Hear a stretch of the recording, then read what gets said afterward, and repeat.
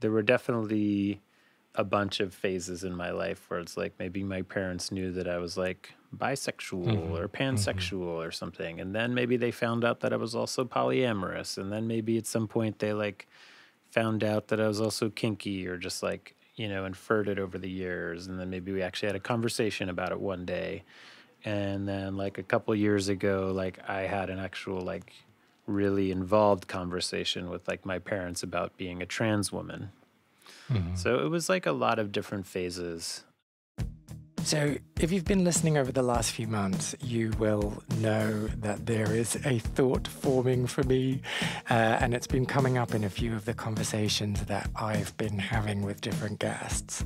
And I've not quite finished formulating that thought, but it's something along these lines. And it's a fascination with the roles that we're assigned in life and how sometimes we just accept those roles at face value and don't question them and don't push against them. But sometimes we do. And I think that that is daunting, terrifying, horrible, courageous, brave, amazing, all of these different adjectives that I've just used. Are those adjectives? Have I completely forgotten everything I ever learned in English class? Anyway, I say all of this because this week I sat down with Matty Namer from the band The FMs. Now, Matty joined me to talk about the Bushwick Boat, which was an actual boat that was moored in Brooklyn, New York City, and became a party boat for over a decade, or, as Matty described it to me, the boat with no rules, which, for someone who loves rules, is just a terrifying, terrifying thought. But even though that is what we got together to talk about, the conversation is so much more than that. And it's about overcoming those expectations and about sitting with yourself and figuring out who you are and who you're not. And yeah, I just think it's really inspiring. I just think it was a wonderful conversation. And I think maybe you'll get as much out of it as I did. But before we get into it, if you happen to be listening to this episode on Pocket Casts, did you know that they have just unleashed a new feature and you can now rate shows directly in the app? Rating is like super, super easy. So after enjoying a few episodes of this podcast, maybe this one, maybe some other ones, all you need to do is tap the podcast artwork at the top of the screen to open its details, then hit rate, select a star rating, and then enter. Simple, right? If you are one of the many listeners who are listening to this on Pocket Casts, I would love if you could give Lost Spaces a 5-star rating. Is that too much to ask? Maybe? Okay, I've done enough groveling. This is Lost Spaces, the podcast all about lost queer spaces and the memories that they hold. Why don't we get into the episode?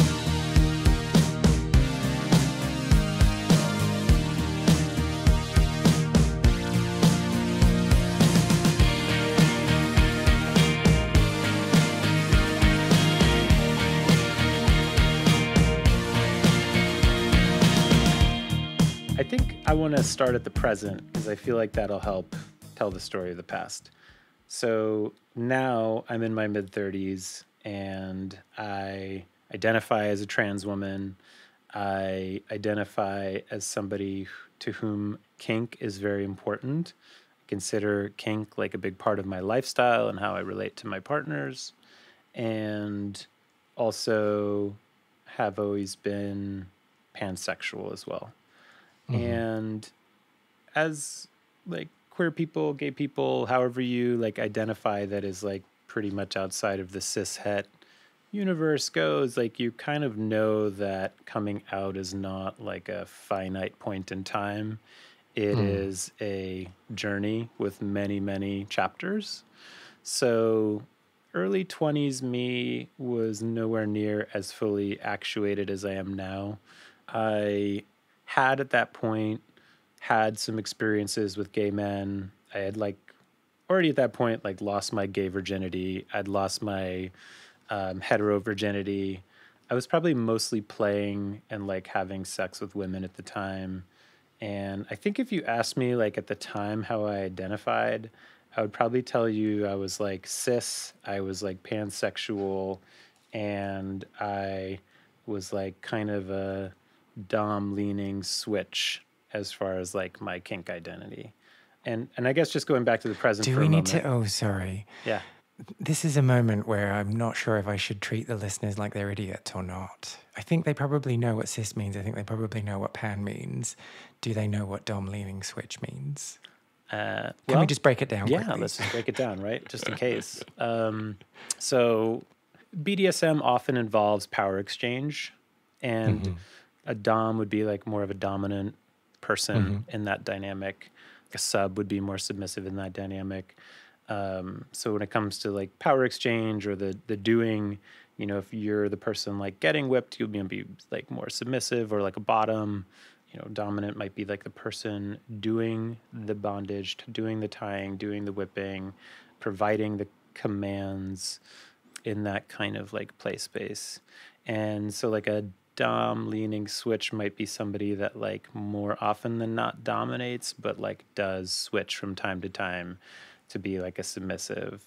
So like the equivalent in like the gay community might be like you're like a top leaning verse or something. Yeah, cool. Great. I think that explains it. So at this time, you were identifying as cis, pansexual, dom leaning switch. Yeah. And now I'm a trans woman and like purely submissive and still pansexual. Oh, wow. Yeah. How did that happen? Like it's really interesting because it's like so hard to say, but about 7 or 8 years ago, I think it was just like kind of getting older and just realizing that that I didn't really need to like be afraid anymore. And I think also too there was like a part of me that just felt like if I wanted to connect with people, if I wanted to have relationships, that was like the role kind of assigned to me in life. Like I'm a tall, assigned male at birth person with like a very large, like penis, and Like penis, yeah. but like I think it was just kind of what I felt was like expected of me, and if I wanted to be in relationships, that was like the role that people would like want from me. I didn't find people that wanted to like dominate me so much, and so I just sort of never assumed that was really accessible to me for like long-term partners, or even so much for like short-term partners, or you know. But I think also too, some things were kind of going on for me around that time in my life. We're talking like 2016, 2015. On the one hand, I think part of it was like letting go of some ego and finding like a little more courage to be vulnerable. And I think it is like a little scarier to be an AMAB person. Let me scratch that. It's very scary actually to be an AMAB person and like a submissive. I think like the representation that you see in like culture for those types of people is like most often the butt of a joke, right? Like no one has ever really taken that group of people very seriously. I think it's starting to change a little bit now, but certainly like for a long time that was the case. And I think also at that time, that was like Donald Trump was running for office. And there was like a very different awakening around the patriarchy and around, you know, sort of Me Too movement was kind of starting around then, I think maybe a little bit later. And I think I kind of like took a look at myself and sort of like part of it was this is who I was all along. And part of it was like an immediacy around I don't want to be part of the problem sort of anymore. Like I don't want to be representing myself in the world I see. as like a big bad powerful man, you know. It just didn't feel like right to me anymore. I think part of it was what was going on in the culture, part of it was what was going on for me, just becoming more of a self-actualized person. And so you said earlier, like in realizing this about yourself, you didn't need to be afraid anymore. Is that because you didn't need to be afraid of the stigma that's associated to submissiveness, or is it just the vulnerability? Is it both? I would say both. A friend once told me that like being in your 30s is kind of about like, I forget exactly the way they put it, but sort of like starting to kind of limit yourself, starting to realize you're not going to like be an astronaut at this point in your life, you know? Like if it hasn't happened for you yet, it's like not going to happen.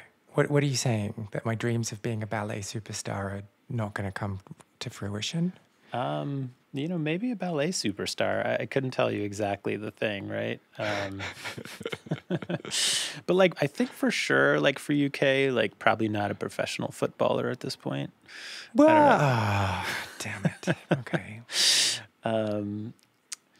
And I think like part of that for me was like definitely having a bit of a like, okay, I'm not going to be like the president of the United States at this point in my life, right? So like I don't need to worry about like hiding certain parts of these of myself, you know? So that was definitely like a big part of it for me. Was like starting to get older and just kind of saying like what is really there to lose around like showing the real side of myself. Oh. And being president of the United States, that was just an example you were giving. That wasn't an aspiration that you had at this point in your life. Yeah, it was definitely an example. Because I was going to say, most of your presidents are like in their 70s. So if that was an aspiration, I would say you could probably hold on to it. That's true. Yeah. Got a long time to see what happens, you know? Maybe the thing America will need in, 45 years will be the kinky, submissive trans woman president. They probably need it now. They definitely need it now. There's no question. Do they know they need it now? That's another question. Well, what we've got, like how many months? Like 4 or 5 months? I think we could pull it off. Yeah, it's true. We start your campaign now. Never say no, I guess, right? Or don't squash my dreams. Oh, says the person who just told me I can't be a pro footballer. Anyway, we keep going all over the place. So this is how you were identifying at the time. Yeah. I was also in music school at the time, and I wanted to be a rock star. That was like my main vocational aspiration. And I was like, honestly, like not really, like, I don't know, in hindsight, this feels just like so entitled and like stupid, but I was in music school and like towards the end was like really not putting my heart into it so much. And instead was just kind of like partying a lot and doing a lot of drugs. Do you have any theories on why you weren't applying yourself? I don't think I like really towards the end like had the confidence that I was going to really make it happen. And I didn't like want to be a failure in life, I think. So it's better to not try. I think like towards the end of being in music school, like right around this time in my life is kind of when I was like maybe this isn't actually what I want to try to do with my life. And a lot of the people that I were like partying with were kind of like starting to work in the tech industry and like making a lot of money. And yeah, I think I just was kind of like at that point in my life looking to take a bit of a 180 and get involved in the world of like the big, bad, terrible world of like business. That's a weird thing for a 21-year-old to decide. Yeah, I guess it was. So then, is it fair to say you were a messed up 21-year-old? No, I don't know that I would say that. I mean, I was like partying a lot. I was doing a lot of stuff, but I never like really thankfully like got to the point of like having any serious drug addictions. To be clear, that's not what I was suggesting when I said messed up. Yeah, okay. And I probably shouldn't have said a messed up 21-year-old because by your very nature at 21, you are messed up. And if you're not messed up, you're not doing 21 correctly. Yeah, I would agree with that. Yeah, I just meant you were in a stage in your life where there were infinite possibilities, but you were unsure of which one to take. Definitely. Yeah, definitely. Which is also not like such a terrible thing to happen at 21. No, not at all. Or at any age, let's be honest. But yeah, that was like kind of a transition period for me. I ended up graduating college and going like on a 6-month backpacking trip to Asia, which was like a really good experience that even like decades later, decade and a half later or something like that, still a lot of those lessons and things that I like picked up from that time are still valuable to me. And then, yeah, I ended up like just my life in a nutshell, coming back from that, getting involved with my family's like real estate business as my main vocation for like the next 7 years or something like that. And then I kind of like quit and got. But were you showing people around houses and being like, look at this fireplace? It's an original 1920s. So much more glamorous than it was. No, I was like crunching numbers and reading contracts for like our like real estate development business. Okay. Yeah, it was nowhere near as like showing fireplaces would have been so much cooler. I don't know. You have to deal with people. Yeah, well, I would have liked that though. I'm very much a people person. Although, actually, let me take that back because like people buying like fancy condos, ugh, I don't know about that one. So maybe not. Let me not. I think you're right about that. Actually, I think that wouldn't have been the right job for me. Numbers are better, more reliable. You don't have to like do as much brown nosing. Pretending people are like charming when they're not. Yeah. Sorry, I keep cutting you off. So, and then you left your family's business after 7 years. Yeah, I got kind of like fed up and took another 180 turn again, and then started to revive my music career. And so, what age were you when this happened? I was like 30. Yeah, okay. Right as I hit my 30s. Yeah. Music is so intoxicating and weird, isn't it? Yeah, and also, by the way, this is right around the time that I became like a purely submissive person. So, are there conclusions to draw here? Yeah, I mean, it was definitely part of it.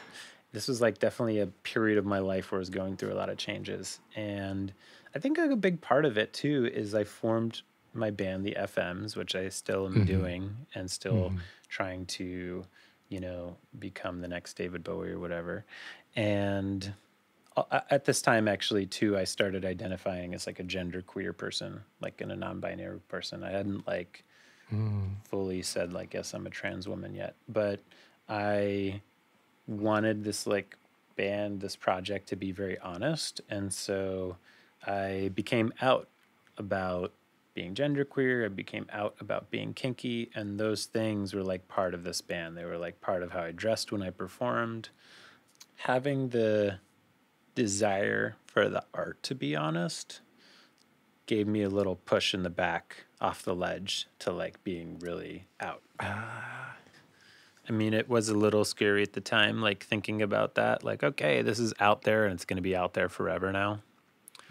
It didn't actually like ever really come up as something that I was ever a bit nervous around, or just like had found that there was like really any problems around until I had in-laws.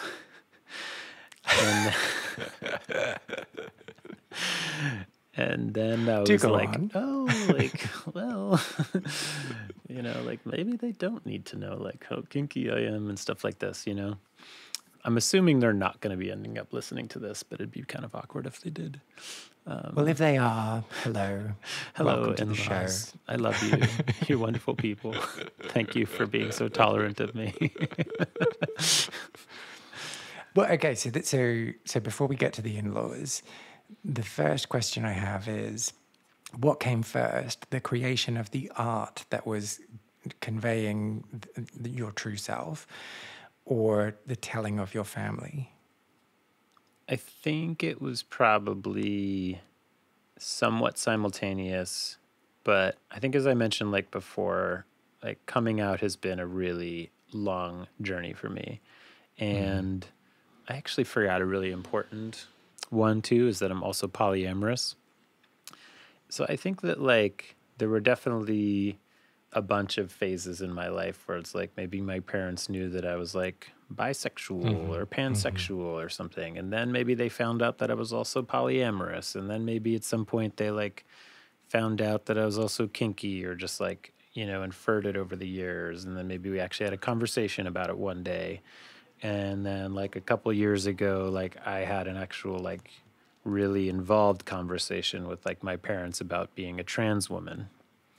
So it was like a lot of different phases. I remember at the time it was like a coming out day or something, and like people would make all these like Facebook posts, and I kind of remember like sometime around then being like, "Yep, like I'm this, like I'm all these things," and actually the thing I like really want to be like out about here in a way that feels important to me is being like a submissive AMAB, assigned male at birth person, which feels really taboo to me. Like of all the things actually, that I would say I am, that one feels the most taboo. Like I'm polyamorous, pansexual, I'm a trans woman, but like the submissive, assigned male at birth person to me like feels the most taboo of all those things. And I think that I was kind of coming out around then, around that type of thing. And I'd say it's like sometime around the same time. I couldn't tell you which one was first. But so coming out in these different stages to your parents, does it get easier as it goes on? Does it get more difficult as it goes on? Does it depend on what you're talking to them about? I remember like coming out to them as a trans woman was like kind of probably the hardest one, actually. And in hindsight, it was maybe just because of the way that I like tried to approach it, which was like very much like, hey, let's sit down and like have a conversation about this, as opposed to just being like, this is what I am. Okay, bye. Here's a pamphlet. Yeah. Follow Which up I have with me done later before. on. I have given them pamphlets actually. One on polyamory. I'm in a polyamorous triad that we cohabitate together and stuff, and I did give them a pamphlet about that once. And just kind of like going with this theme actually, like within polyamory, there is like some pretty large differences, just as they are like within the kink community. Like it's for every 99 people that say they're like kinky and maybe like do a little bit of stuff here and there, there's like one of them that will like practice this as like a lifestyle, like being in a 24/7 dynamic or something. Because I was going to ask that. So practicing kink as a lifestyle, does it mean that it's part of your everyday? Yeah. Yeah. It's like how we relate to each other. Okay. So what does that look like on a day-to-day basis then? I think that what that looks like on a day-to-day basis is that like my partner, like just on a very basic level, like has a different way of communicating with me than I do with her. So like, for instance, she could say like, the can you doesn't have to be part of the lingo, right? Like it could just be like, go get me a cup of water with some ice in it or something. Whereas like, I would never say that to her, like the can you please would always be coming from me if I was asking her. So, and I think that's just like kind of built in. So on a very general level, I think that is kind of what it's about. And I think like when people hear that we're in like a 24/7 dynamic, they probably imagine something that's like very different than what it is. I think for the most part, like it's still very much a relationship, and it still has like a lot of the same problems that relationships have. And, and reciprocity and love and care and Yeah. And there's like the reality of our lives too, which like is that time is like kind of finite. And so like, as much as like it would be kind of like fun to think about me or my other like co-partner who's like also submissive to like be the only ones that ever do like house chores or something. Like the reality of it is that like There's just not enough time in the day for that to be, for that like fantasy to be realized or something, you know? So yeah, I would say that's kind of what our relationship looks like. And just like, there's also like a really fun side of that too. And I think also like a very like simple side, like there's something very just kind of like grounding and simple about like understanding what the rules are in a relationship that can be very freeing, actually, interestingly enough. Sometimes, like having some structures or some boundaries for certain things can actually like cause the most amount of thriving within those boundaries. That's how I feel about our relationship. Yeah, I can see that. So I'm sorry, I'm taking us on lots of like, okay, let's go over here, It's let's go over here, okay. let's go over here. I'm rolling with the Let's punches here. let's go back to your parents. So you said that coming out as a trans woman was the most difficult of the conversations. And you were saying that that was probably because of the way you approached it. Yeah, I think so. You know, but also I think that we tend to kind of know in the queer community that like you could be a trans woman that is like not taking any like actions towards making physical changes to your body.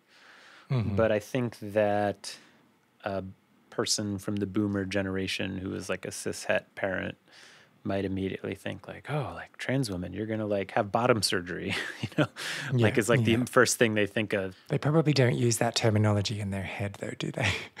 No. You're right. They don't. They're just thinking, oh, you're going to chop it off, you know, or something. Yeah. Ultimately, though, I think that it did not deter me at all from like coming out in that way. It just kind of ended up being a little bit difficult in some ways and having some emotional challenges around those conversations. And that's because they didn't necessarily understand transness. They had one particular thing in mind. You know, I'm just gonna like talk about my mom here for a second because my dad was like pretty supportive and was just like, whatever you are, like I'm just proud of you and I hope you're happy, and like that was like a conversation like with him, which is great. You know, it's like he didn't really want to like ask questions. He didn't really like, I don't want to say he like didn't care. I don't really even know if he like cares or doesn't care or something, but like he was just kind of like, okay, like great, you do you. I just hope you're happy. Like I love you, which is kind of perfect. You know, it's like the easiest thing to handle. But if it's too easy, do you not then get like, what's going to be the blowback here? Or is that just my mind that goes to that place? Yeah, I mean, it definitely like makes me curious about like what's really going on in there. Like how does he really feel about this? What does he really think about it? And I don't really know, you know? He was like definitely like a man, you know, like he was a man dad, you know. Like we played baseball as a kid and he likes, you know, man stuff. Man stuff. I like man stuff. Like I don't want to say like kind of a womanizer, like he's sort of like flirty, kind of very extroverted guy, you know. I think as a kid, like he definitely did not take so many actions to like hide his sexuality in certain ways, which is kind of like both good and bad, I think, because it sort of felt like there was like a bit of an expectation of like, hey son, like you're gonna be like a womanizer too, like kind of thing, you know, like, so that was like a bit uncomfortable. Okay, so in typical me fashion, we seem to have gone slightly off topic here. So why not we bring it back to what we were talking about? You were telling me about your mum's response.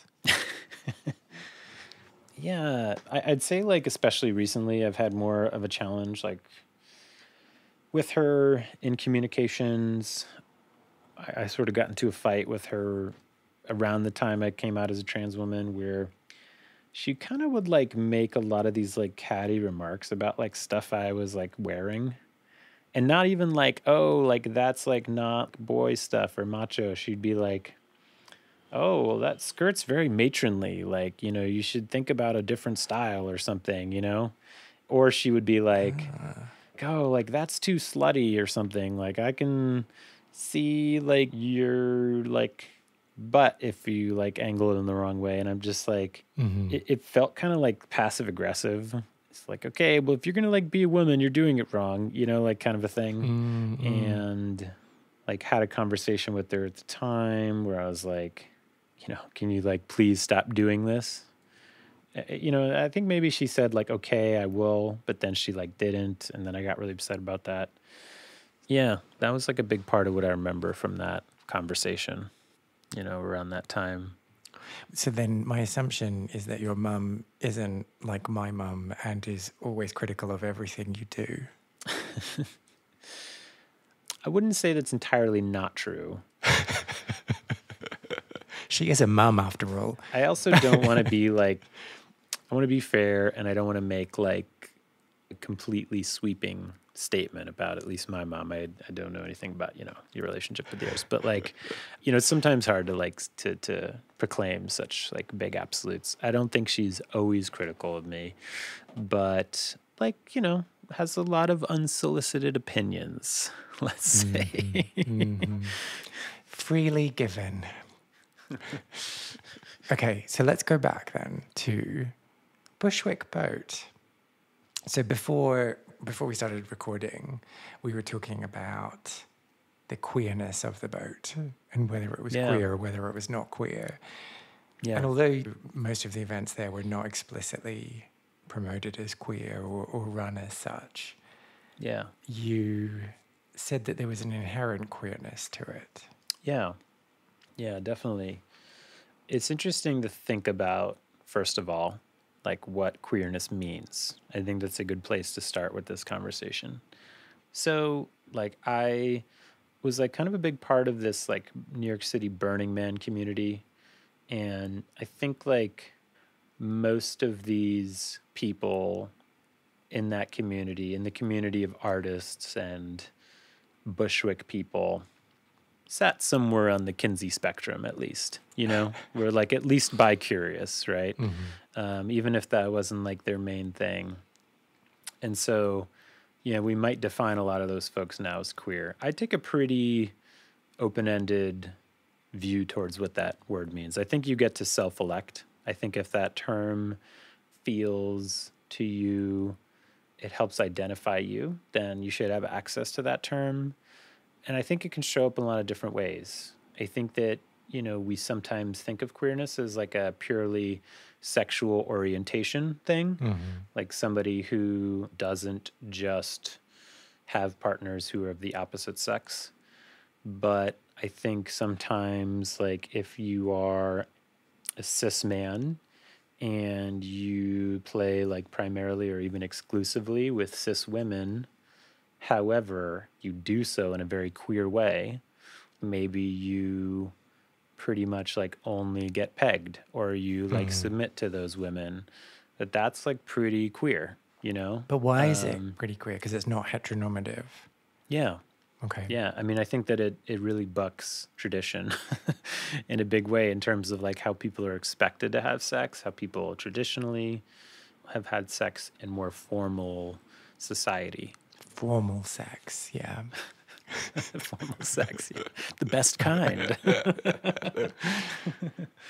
Yeah, so, when you asked me about like queer spaces, I had this thought to myself when we talked about it a little bit, like, wow, okay, like, does this qualify? Does this meet the criteria? Like, are we checking enough boxes here, And I think that's just like an interesting question to like think about and address and just sort of how these things have evolved over time.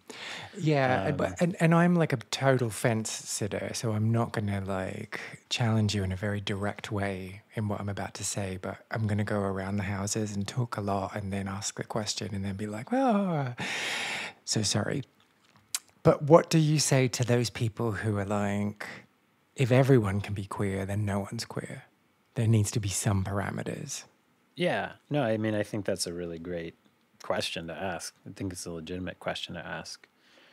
I think that terms evolve naturally and that people get to choose like how they identify, you know? If you are somebody that is completely like, I have like vanilla sex, I'm a cis person, and I like only have sex with the opposite sex, it's like, why are you choosing that word then? It doesn't really make sense. But, and I've never Ooh, but the counterpoint to this is yeah, you could be bisexual but in a monogamous relationship. sure. Yeah. Does that make you queer or not? I think you get to choose. You know, and I sort of, I understand where people are coming from with that question, you know, because like certain monikers that I identify with, I'm pretty much on like the end of the spectrum with them, right? Like I am polyamorous, but that doesn't just mean that I have like a main partner that I live with and like we sometimes like play with other people like once a year or something, right? So we're poly. Like it means that like I'm in a relationship, we live together with like two other people, which is like a whole different thing, right? But they're both polyamorous. So like I kind of understand where people are coming from sometimes, where there can like be a little frustration around like, well, like you're taking this identity in this kind of like very like casual way that I really have like had a lot of challenges around in my life and Yeah. like is something that is like deeply meaningful to like who I am as a person. Like queerness is like such a big part of my identity and definition, right? And for other people it may not be.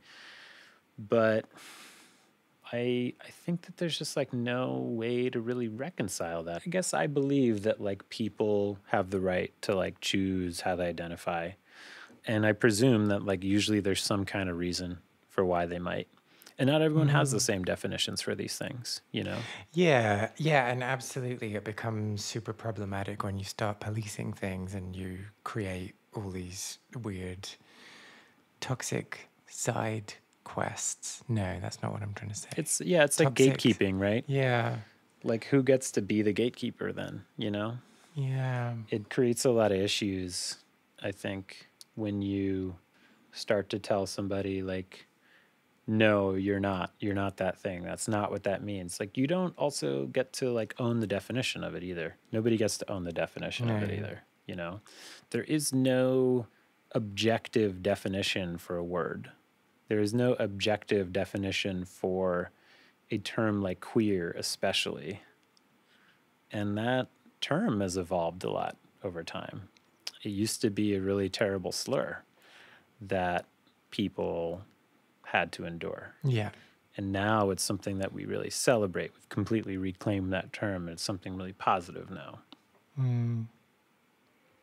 Okay. Bushwick Boat.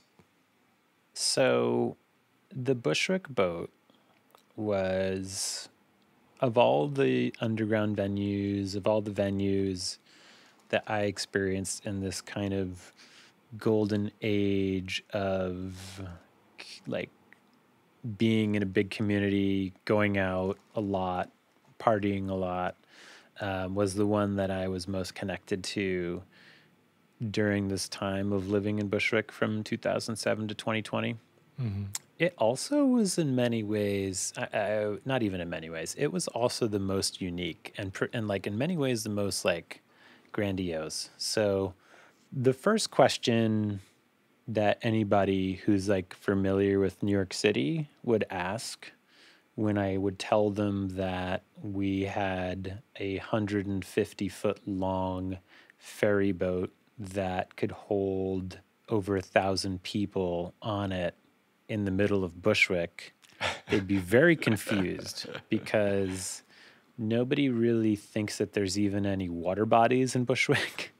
So they'd be like, wait, what? It's in Bushwick?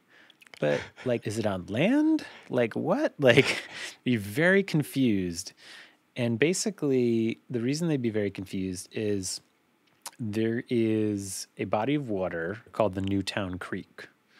And the Newtown Creek is a very polluted body of water. There was one of the largest oil spills in American history in the Newtown Creek in the 70s. Like the entire Newtown Creek has been a Superfund site or something at one point in time or another. And that body of water actually goes for 5 miles deep into like Brooklyn and Queens and ends up having a lot of different like industrial canals and things like that. Mm-hmm. At the very end of that is like an area called the English Kills. And at the very, very end of this entire Newtown Creek body of water is where we ended up docking this Bushwick boat, like finding a spot like all the way in the back. Oh. So when you say we, yeah, does that mean you were involved with getting it there? I was. Yeah, I had met these folks who had owned it. They bought it from some kind of like salvage situation, like met them and befriended them instantly. I was looking for venues at the time to throw events on. This was kind of like in the time of my life where I was still like not really sure what I wanted to do with my life. And my main job was actually just being a party promoter at this time. Ooh. I was like pretty much like making minimum wage, like, throwing underground parties, which was like pretty fun. It would like make like $500 or like, per party or something like that.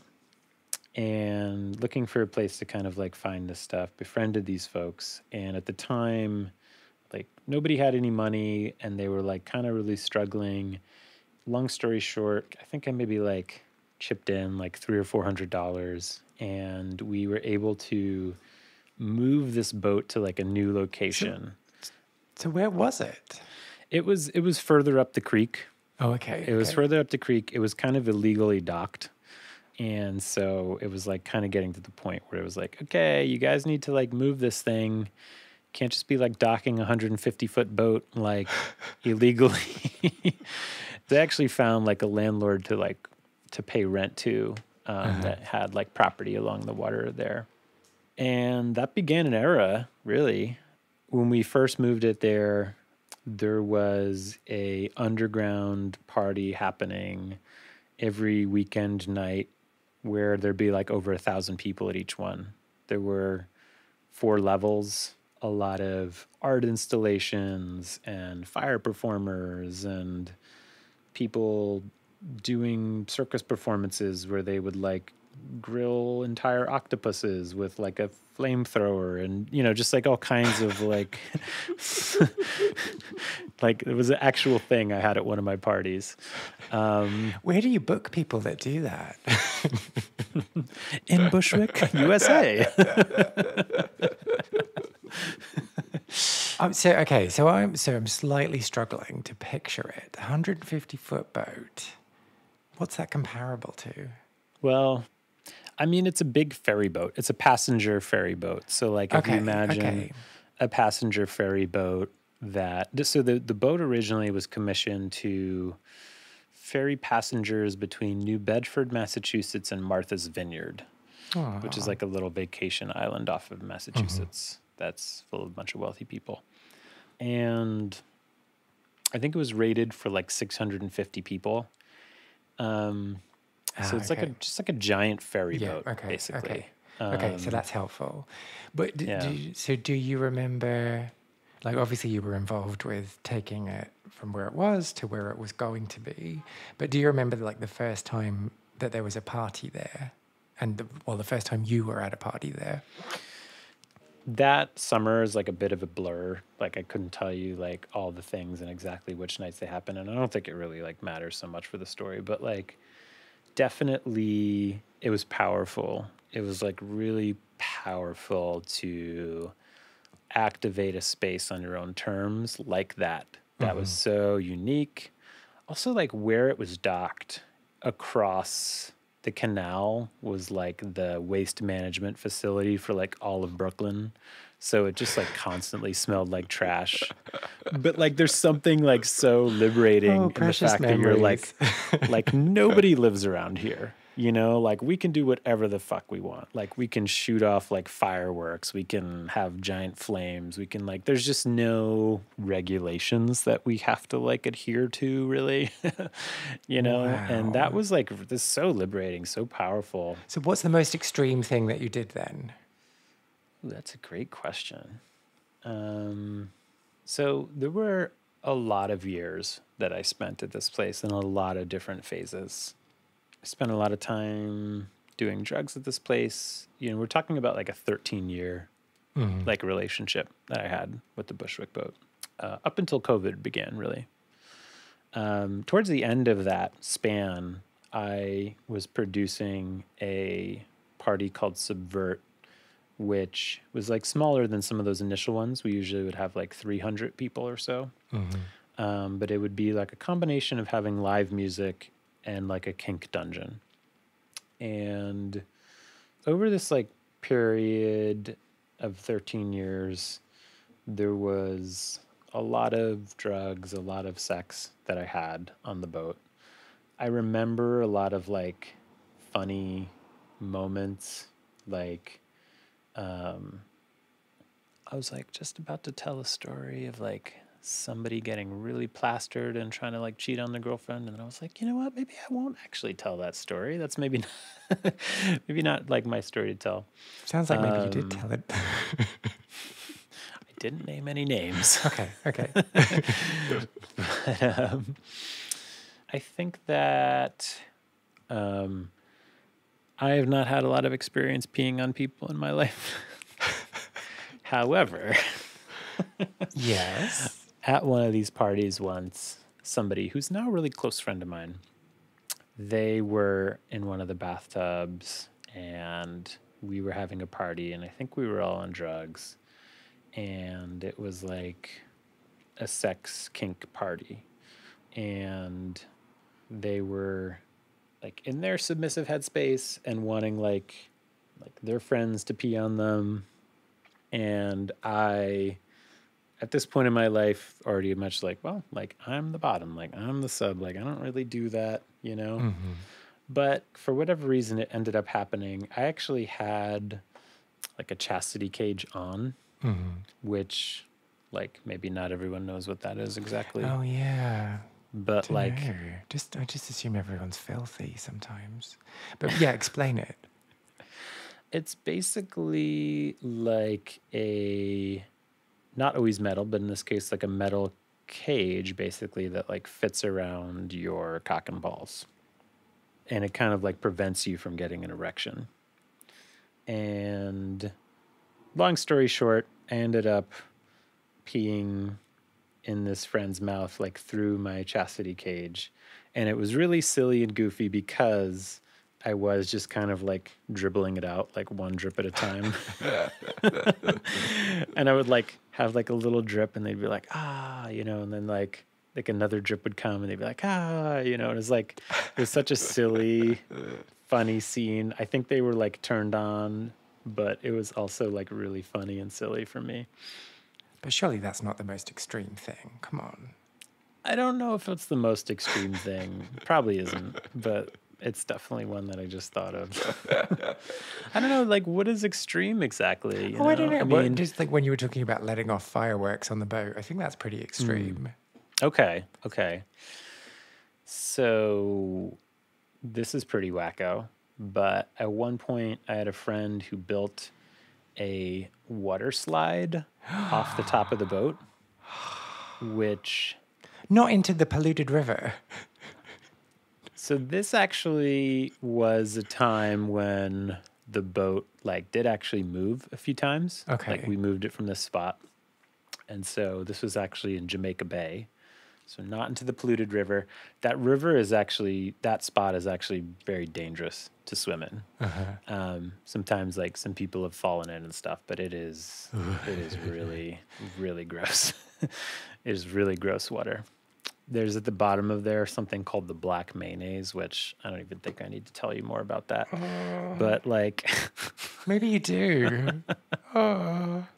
It kind of speaks for itself. I couldn't even tell you what it's made of. I just know at the bottom of that water body, there's black mayonnaise. Oh, okay. So no, not into there, but like kind of wacko because this water slide was like probably a good like 40 feet tall. Because like, you know, as I mentioned, this is like the boat has like 4 levels, you know. What materials do you get to make a 40-foot tall slide? Wood. What? It's like a No. janky wood thing. And I did not try it myself. I am not ashamed to admit. Who needs splinters in their butt? Nobody. That's who. Nobody needs splinters in their butt. Also, like, you know, nobody needs like broken ankles or whatever, you know, like I don't need to impress anyone. And I was never much of a drinker. So, But so did anyone use it, and so did anyone harm themselves? not to my knowledge, but yes, people used it. Wow. People are such idiots. Yeah, people are idiots. Yeah. There was actually a guy who like jumped off the boat into the creek on purpose.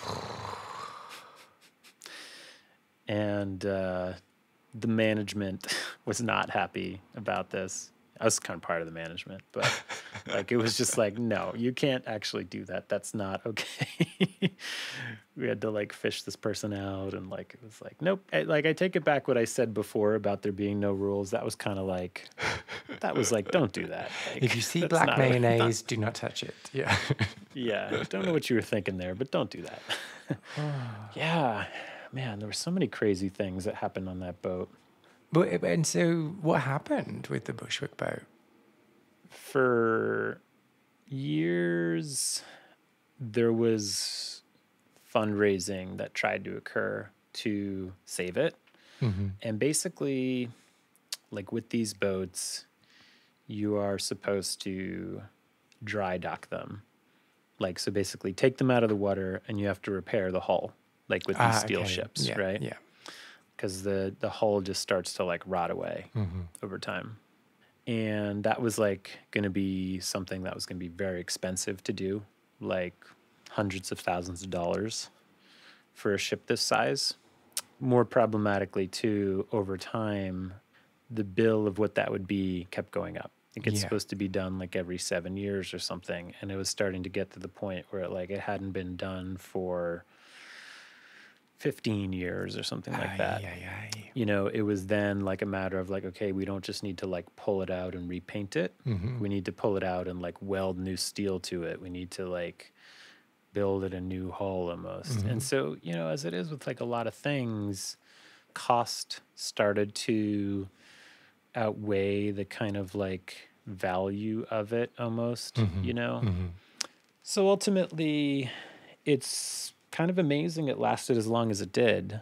The last I heard of it was that the landlords of that dock ended up like kind of foreclosing on it because the dock rent stopped getting paid eventually.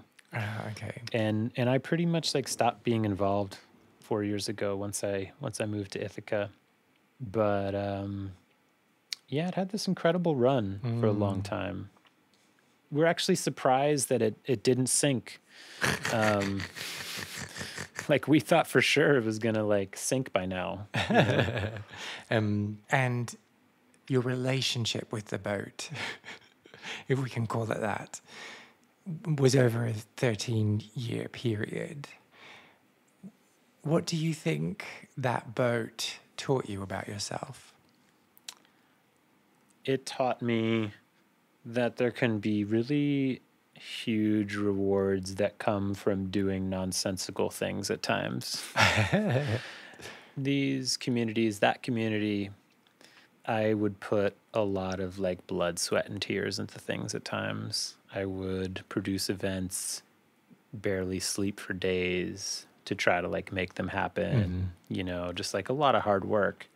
And it's not like we ever made any money off these things, like really, you know. I think I probably ended up spending, like putting a lot of the money I was making in my day job into these things, you know, for sure. And so like in some ways, like objectively, all this is kind of stupid. You're putting a lot of like blood, sweat, and tears into something. You're spending a lot of money on it. Like you're not getting anything so tangible out of it. But you are getting these incredible like community benefits out of it. And when I look back about all of this blood, sweat, and tears, and all of this money, and all of these things, that I have all these like wonderful memories that I get to keep forever. They're immortal. And the value that I think I really developed too was around connection as one of my highest values, as community service as one of my highest values, and just helping create communities and helping nurture communities. That's us for another week. Thank you again so much for taking the time to put this podcast in your ear holes. I always enjoy spending time with you. Before I let you go, a few things to tell you. First of all, find out more about Matty by following them on Instagram, Matt_Namer, and go and listen to their band, The FMs, wherever you stream music.